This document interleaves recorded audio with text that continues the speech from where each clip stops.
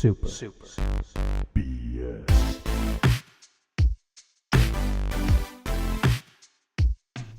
What's up, nerds and nerdettes? Welcome back to another edition of Super BS Reviews.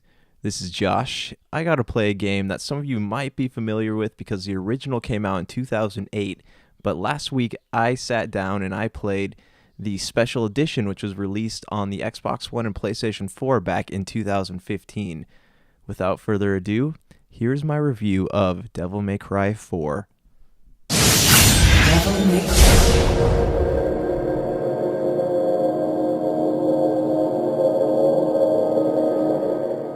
When it comes to third-person action games, it's hard to imagine the genre without everybody's favorite Demon Slayer. No, I'm not talking about Bayonetta or any of the Belmonts from Castlevania.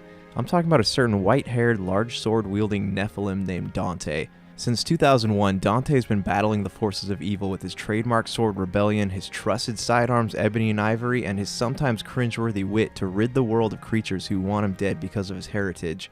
And for 3 whole games, 4 if you're counting Ninja Theory's reboot back in 2013, Dante has been victorious in his war, much like the action heroes of every classic 80s film. Then, in 2008, director Hideki Itsuno did something out of character for the series. He introduced a new protagonist who's nothing like Dante, but at the same time almost exactly like Dante, and his name is Nero. Devil May Cry 4 was released back in 2008, so chances are if you're a fan of the series, you've played this game in some form. The version that this review is based on is a special edition that was released back in 2015, just a few months after Ninja Theory's DmC Devil May Cry was released, a game that was meant to reboot the original series but might disappear entirely if the current rumors of a Devil May Cry 5 currently in the works at Capcom have any validity. While this game does feature Dante, he isn't the main protagonist. In Devil May Cry 4, you play as Nero, a young man who lives in the town of Fortuna, which resides on an island isolated from the rest of the world.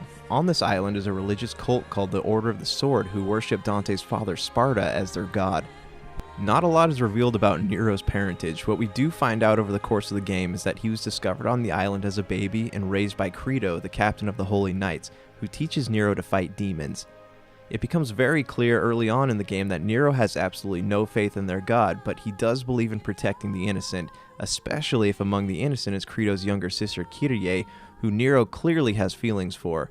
It isn't until Dante crashes through the ceiling of their church and assassinates their holy leader that Nero discovers just how different he is from everybody else.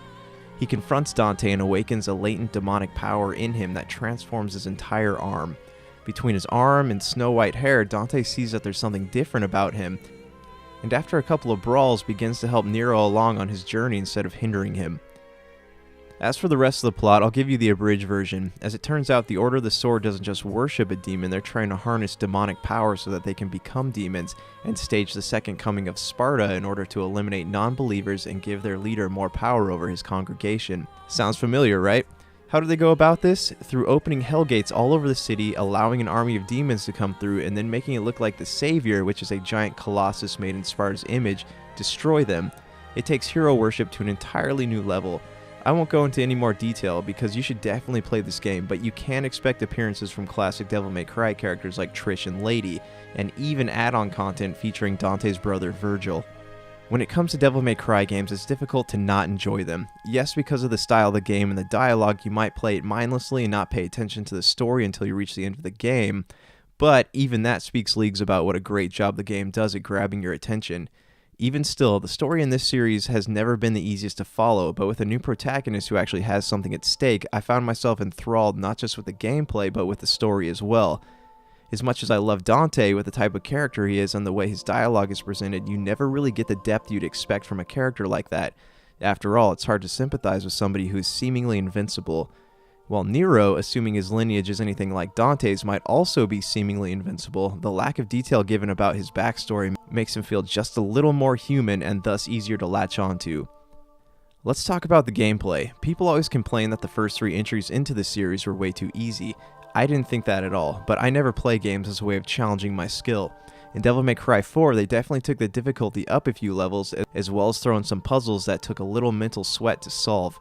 The upgrade system isn't anything special, it's just fine. The only problem is that the skills you need and the items you might want often take more currency than the game gives you an opportunity to collect. Why do they do this? I'll get to that in a moment.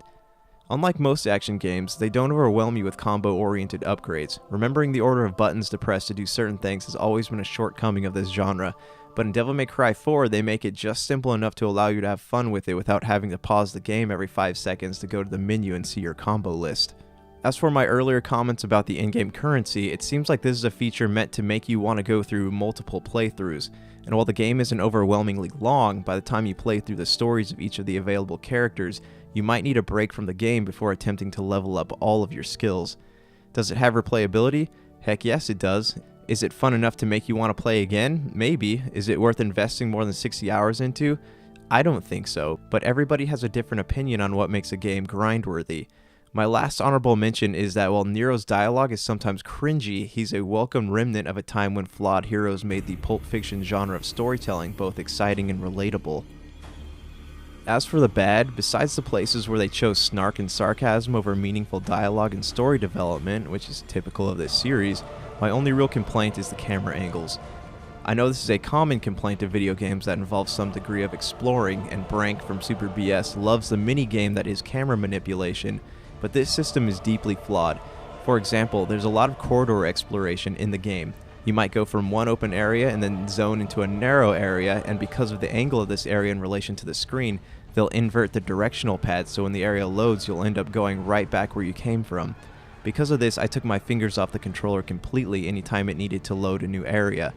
One more complaint is that, as is often the case with this series, the story is somewhat incoherent.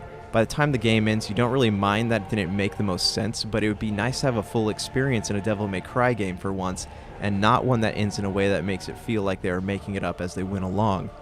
As for my verdict, like I mentioned above, it's really difficult to not like this series. Despite its camera flaws, I didn't once turn it off out of frustration. I've always loved these games and the potential their narrative has. Will they ever fully tap into that potential?